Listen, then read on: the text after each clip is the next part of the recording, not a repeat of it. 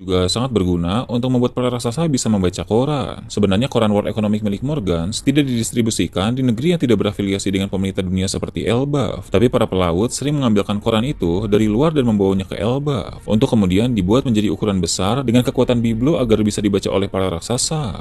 Kemudian cerita memperlihatkan area sekolah Walrus. Anak raksasa bernama Kalon yang sebelumnya ada di bar pelabuhan Elbaf, kini telah tiba di sekolahan itu. Saat dia muncul, dia menyerang Luffy dengan pedang kayu. Mungkin hanya untuk jahil saja kepada Luffy. Luffy pun membalas dengan tinju Elephant Gun dari mode Gear 3, tapi Kalon bisa menghindari serangan tersebut dengan cukup mudah. Para kru bilang Luffy terlalu berlebihan, tapi si topi jerami itu berkata bahwa itu tidak masalah, karena anak raksasa itu juga berhasil menghindarinya.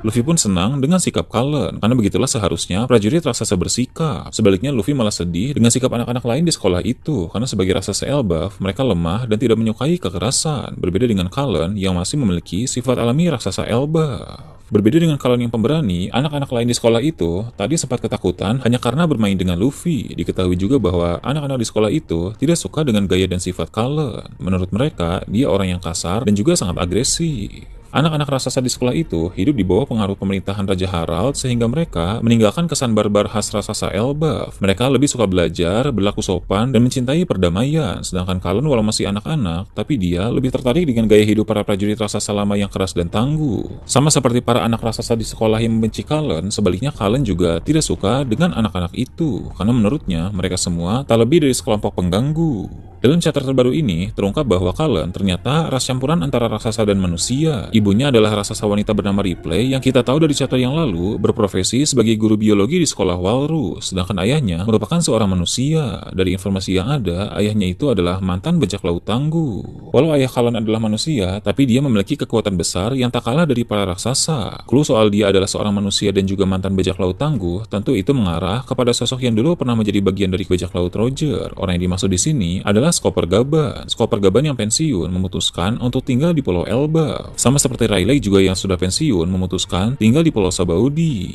Rayleigh menikah dengan Shaki di Pulau Sabaudi, sedangkan Skopper Gaban menikah dengan raksasa wanita bernama Ripley di Pulau Elbaf. Pernikahan antara raksasa dengan manusia memang sudah hal umum yang ada di dunia One Piece, jadi bisa dibilang Kalon ini adalah anak dari Skopper Gaban dan juga Ripley. Tentu dengan informasi ini semakin mempertegas bahwa Skopper Gaban akan terlibat dalam pertempuran di Pulau Elbaf, dan alasan Sans beberapa waktu yang lalu sempat singgah di Elbaf salah satunya juga adalah karena dia ingin bertemu dengan Skopper Gaban di sana. Sang sudah memutuskan untuk mengklaim One Piece, jadi dia mulai menghubungi para mantan kru Roger untuk memberitahukan soal aksinya. Diperlihatkan para kru bajak laut topi jerami, mereka telah berkumpul lagi setelah sebelumnya terpisah menjadi dua kelompok, di mana kelompok Luffy berkeliling di area sekolah dan kelompok Robin datang ke perpustakaan Elbaf. Kini Robin, Franky, Brook, dan Jinbei telah mendapatkan kostum khas Elbaf yang dibuat oleh Gear. Raksasa wanita itu merasa bersyukur karena mereka senang memakai baju yang dia buat. Di sana Franky mengaku tertarik untuk melihat pohon Adam yang legendaris. Hal itu memang wajar karena dulu saat membangun kapal Tosan Sunny, Franky menggunakan kayu Adam sebagai bahan utamanya. Saul pun menjelaskan bahwa pohon Adam tumbuh di berbagai belahan dunia, tapi pohon Adam di Elbaf merupakan yang paling tua. Jadi ternyata Elbaf bukan satu-satunya lokasi tempat di mana pohon Adam berada. Dunia One Piece memang sangat luas dan sangat menarik. Mungkin nanti kita akan bisa melihat pohon Adam lain di tempat-tempat berbeda, namun ukurannya tentu tidak sebesar pohon Adam di Pulau Elbaf. Kemudian cerita beralih ke kastil di desa barat dunia matahari, tempat di mana sosok yang mirip dengan Sans dan seorang wanita misterius muncul melalui lingkaran sihir dalam chapter yang lalu. Seperti yang sudah pernah dibahas, dua orang berjubah hitam ini merupakan kesatria suci yang berteleportasi. Ketika mereka berjalan di dalam kastil di desa itu, mereka bertemu dengan dua prajurit raksasa yang sedang berjaga. Si wanita misterius bertanya kepada para raksasa di mana mereka bisa menemukan orang yang bernama Loki. Jadi tujuan utama kedatangan dua kesatria suci itu adalah Pangeran Loki. Raksasa penjaga kastil pun terkejut karena mereka ingin bertemu dengan seorang kriminal Elbaf. Raksasa penjaga tidak memberitahukan lokasi di mana Loki berada, namun dia malah menjelaskan soal Loki yang telah menghabisi Raja Harald 6 tahun yang lalu. Padahal Raja Harald merupakan pemimpin yang dicintai oleh para rakyat. Dia juga bertanya siapa mereka berdua sebenarnya, dan sempat menduga dua orang itu adalah kru bajak laut topi jerami. Sebab yang diketahui oleh para raksasa, manusia yang datang ke Elbaf saat ini hanya bajak laut topi jerami saja. Sang wanita kesatria suci itu pun kesal karena bukannya menjawab pertanyaan, si raksasa itu malah balik bertanya. Itu membuat dia cukup tersinggung, sehingga dia melakukan serangan misterius yang membuat salah satu raksasa penjaga menjerit kesakitan dan tumbang. Raksasa yang satu lagi pun bingung dengan apa yang sebenarnya terjadi, karena itu terjadi terlalu tiba-tiba. Dari sini jelas bahwa Ksatria Suci sangat berbahaya dan tidak segan-segan untuk langsung menyerang apabila mereka merasa tersinggung. Tak diragukan lagi bahwa dua Ksatria Suci ini akan menjadi masalah serius bagi orang-orang di Elbaf. Sifat angkuh ciri khas para Tenryubito pada diri mereka benar-benar terlihat dengan jelas. Sementara si Ksatria Suci wanita menyerang raksasa penjaga itu, Ksatria Suci yang mirip dengan Sangs diam dan menonton aksi dari teman wanitanya tersebut. Ksatria Suci yang mirip dengan Sangs ini terlihat memiliki sebilah pedang di pinggangnya. Gagang dari pedang itu pun mempunyai model yang mirip dengan Sangs dan Garly.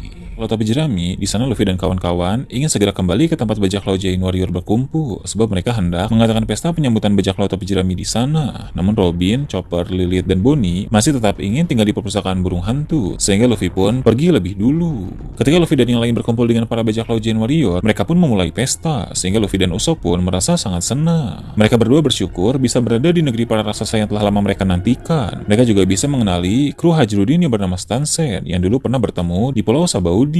Stansen merupakan salah satu raksasa yang lolos dari rumah pelelangan. Penampilan Stansen saat di Sabaudi dulu sangat berbeda dengan sekarang ini, namun Luffy dan Usopp masih bisa mengenalinya, padahal Luffy biasanya gampang lupa dengan wajah dan nama seseorang. Setelah itu, di sana para raksasa mengucapkan terima kasih atas apa yang telah bajak laut topi jerami lakukan kepada mereka. Mulai dari Dori dan Brogy sewaktu di Little Garden, Kashi dan Oimo sewaktu di Enies Lobby, dan juga Hajrudin sewaktu di Dressrosa dulu. Bila kita ingat kembali, sepanjang cerita sampai saat ini, Luffy dan kawan-kawan memang sudah sering berurusan dengan para raksasa Elbaf. Tak heran sekarang permainan takdir membawa mereka bisa tiba di negeri tersebut. Para raksasa juga memuji Luffy karena sekarang telah menjadi salah satu Yonko. Mereka semua tahu bukan hal mudah untuk bisa mendapatkan gelar kaisar tersebut, karena dalam perang Wano Kuni yang lalu, si topi jerami itu merupakan tokoh utama yang memainkan peran penting di sana. Dua Yonko dengan kekuatan luar biasa seperti Kaido dan Big Mom sudah tumbang dalam perang itu, sehingga prestasi dari Luffy dan kawan-kawan di sana sangat menakjubkan. Hajrudin juga bangga karena kelompok bajak laut New Giant Warrior yang dia pimpin bisa berada di bawah naungan orang sehebat Luffy. Mereka semua pun mengangkat cangkir sake masing-masing dan bersulang sebagai tanda persahabatan. Itulah yang menjadi judul dari chapter kali ini, yaitu Cangkir Persahabatan. Untuk sekarang, mereka masih belum sadar bila ada bahaya besar di Elbaf akibat kedatangan dari dua Ksatria Suci tadi. Posisi mereka saat ini sedang berada di wilayah yang sama, yaitu wilayah tengah Elbaf yang disebut sebagai dunia matahari. Itu berarti jarak antara lokasi dua Ksatria Suci dengan Luffy dan kawan-kawan tidak terlalu jauh. Ini menandakan sebentar lagi Luffy dan kawan-kawan akan segera bertemu dengan kembaran Sangs itu.